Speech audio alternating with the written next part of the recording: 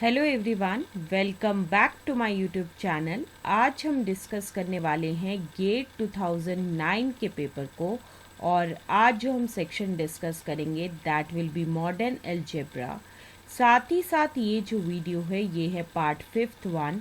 तो चलिए स्टार्ट करते हैं आज की वीडियो को।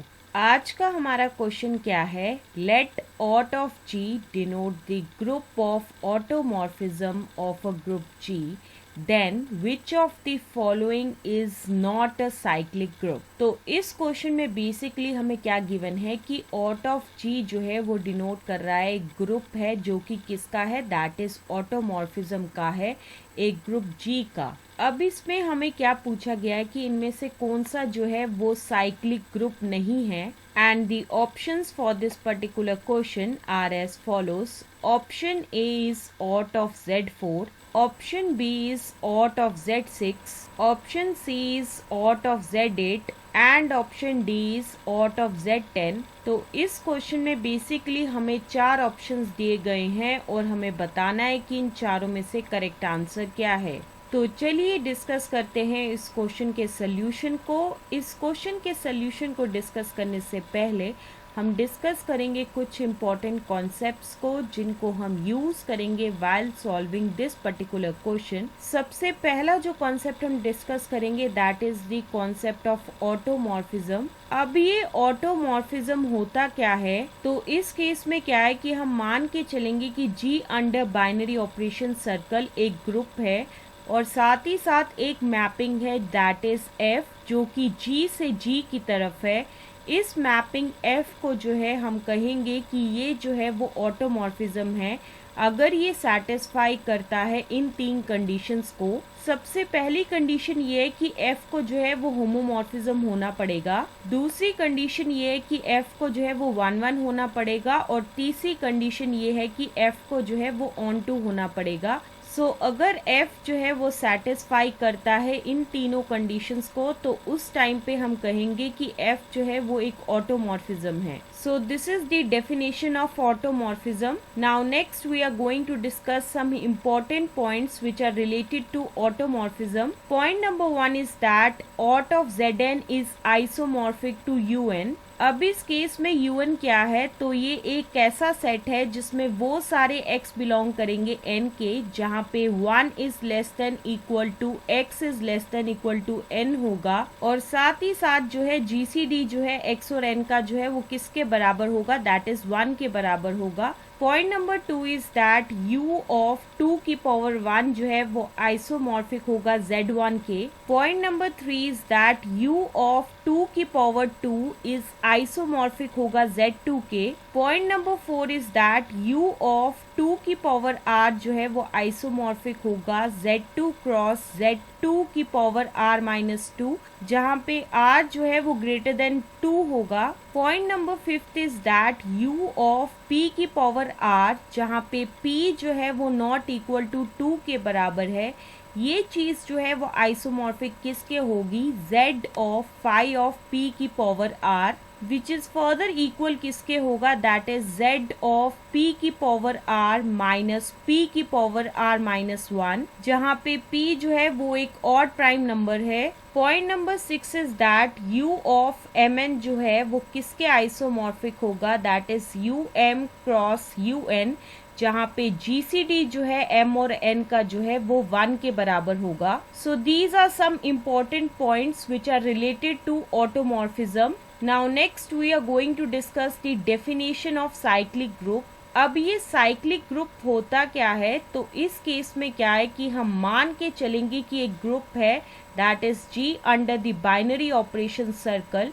इस ग्रुप G को जो है हम कहेंगे कि ये जो है वो साइक्लिक ग्रुप है अगर ये सेटिस्फाई करता है इस कंडीशन को, दैट इज अगर हमें A जो है वो एक मिल जाता है जो कि बिलोंग करेगा G के अंदर सच दैट G जो है वो जनरेट होगा इस एलिमेंट A से। इसी स्टेटमेंट को जो है हम ऐसे भी कह सकते हैं कि हर एक एलिमेंट जो है G का वो क्या होगा, इंटीग्रल पावर होगा A का। तो उस टाइम पे हम ये कहेंगे कि A जो है वो क्या है, जनरेटर होगा G का। सो this is the definition of cyclic group. Now next we are going to discuss an important note which is related to a cyclic group and that note is that अगर एक finite group है G, उसे हम कहेंगे कि ये जो है वो साइक्लिक होगा इफ एंड ओनली इफ इसके पास जो है वो एक ऐसा एलिमेंट होगा जिसका ऑर्डर जो है वो सेम होगा as that of order of group. So this is the important note which is related to the cyclic group. अब हम आते हैं आज के क्वेश्चन की तरफ। जैसा कि आज के क्वेश्चन में हमें क्या गिवन है कि G जो है वो एक ग्रुप है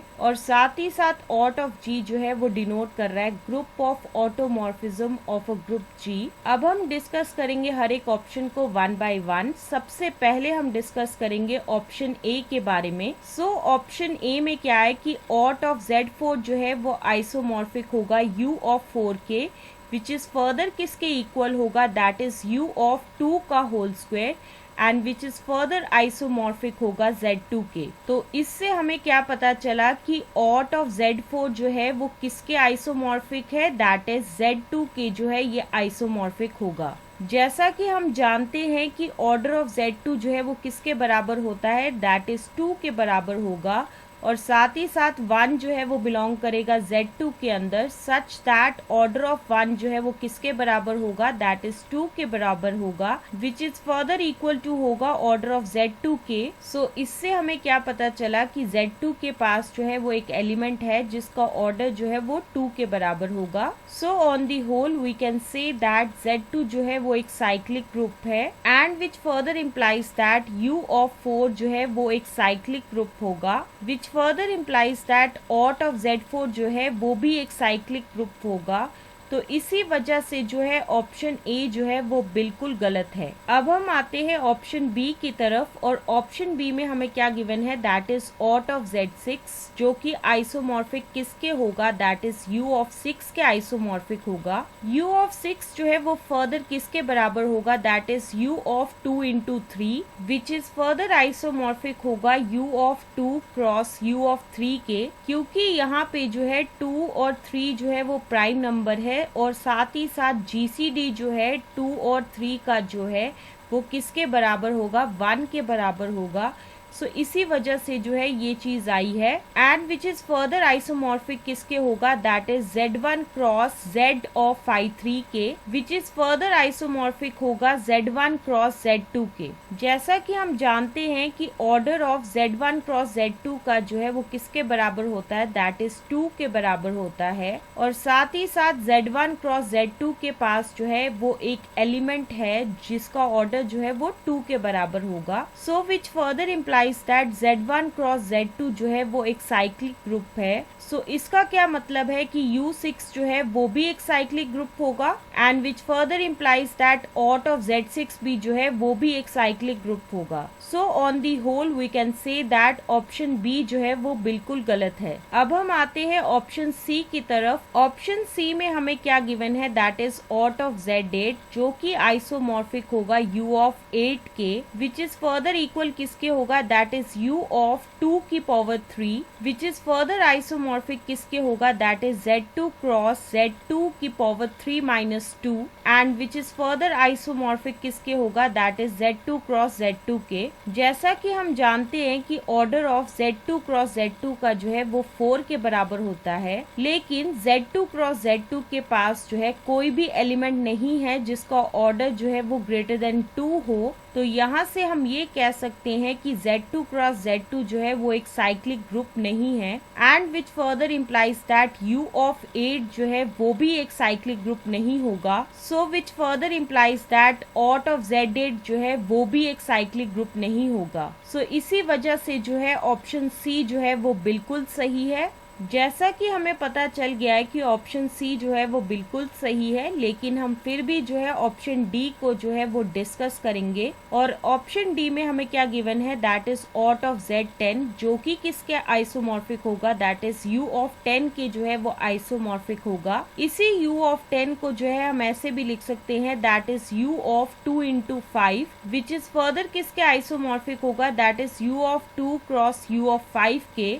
विच इज फर्दर किसके आइसोमॉर्फिक होगा, that is Z1 cross Z of 5 and which is further किसके आइसोमॉर्फिक होगा, that is Z1 cross Z4 के आइसोमॉर्फिक होगा। जैसा कि हम जानते हैं कि order of Z1 cross Z4 जो है वो किसके बराबर होगा, दैट इज 4 के बराबर होगा। और साथ ही साथ Z1 क्रॉस Z4 के पास जो है एक एलिमेंट होगा जिसका ऑर्डर जो है वो 4 के बराबर होगा। तो यहाँ से हम ये कह सकते हैं कि Z1 क्रॉस Z4 जो है वो एक साइक्लिक ग्रुप है, which further implies that U of 10 जो है वो भी एक साइक्लिक ग्रुप होगा, and which further implies that aut of Z10 जो है वो भी एक साइक्लिक ग्रुप होगा। So on the whole we can say that option D जो है वो बिल्कुल गलत है। सो इस पूरी डिस्कशन से हम ये चीज कॉन्क्लूड कर सकते हैं कि ऑट ऑफ Z8 जो है वो एक साइक्लिक ग्रुप नहीं है। सो इसी वजह से जो है ऑप्शन सी जो है वो बिल्कुल सही है। So that's why option C will be the answer of this particular question.